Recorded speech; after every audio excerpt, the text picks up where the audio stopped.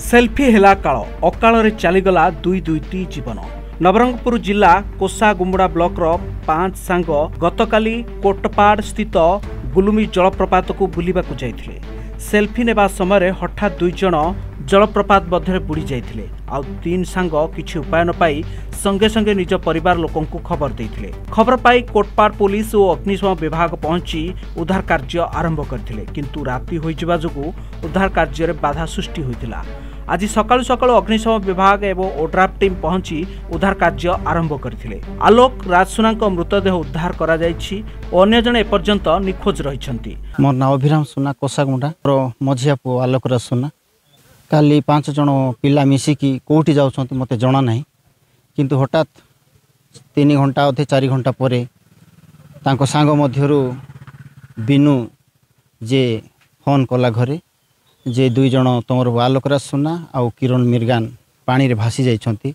या सुनी आमे तुरंत आमे आसिलु सेई स्पॉट रे आउ देखिबा पाइलु जे सेई जागा रे हमर पुन आउ किरण मिर्गान नाहंती, किंतु उपस्थित 2 जण थिले।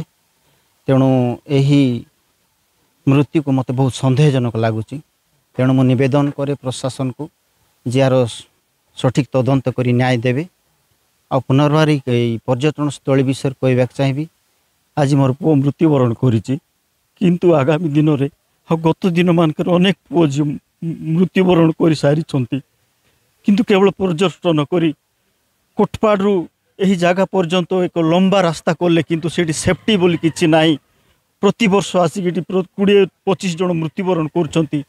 तेणु यह सेफ्टी देवा उचित, नले यही पर्यटन को बैन करवा उचित बोली मु प्रशासन को अनुरोध करे।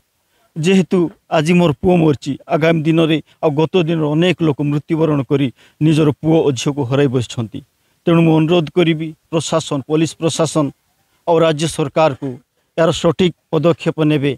आउ मते आउ गत दिन मान करी जो मानकर पुओ झील हराई से उचित न्याय प्रदान करेंगे बोली मु निवेदन करुछि। आज्ञा मो ना प्रफुल्ल कुमार जैल, मु कृषि विभाग जन अवसर प्राप्त कर्मचारी। कोटपाड़ निकटस्थ गुलमी जो जलप्रपात नदी अच्छी से गोटे अत्यंत दुखदायक घटना गोटे घटी। 2 जण पिला टीनेजर्स से माने ये बुलवाक आसी 5 जण आसी, कि 2 जनकर अत्यंत दुखद मृत्यु होती।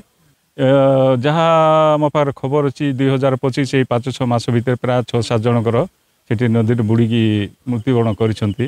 मुझे चाहूँगी मैंने मोर व्यक्तिगत मत declare as red zone. Parshuram Batra अतिरिक्त तहसीलदार कोटपाड़।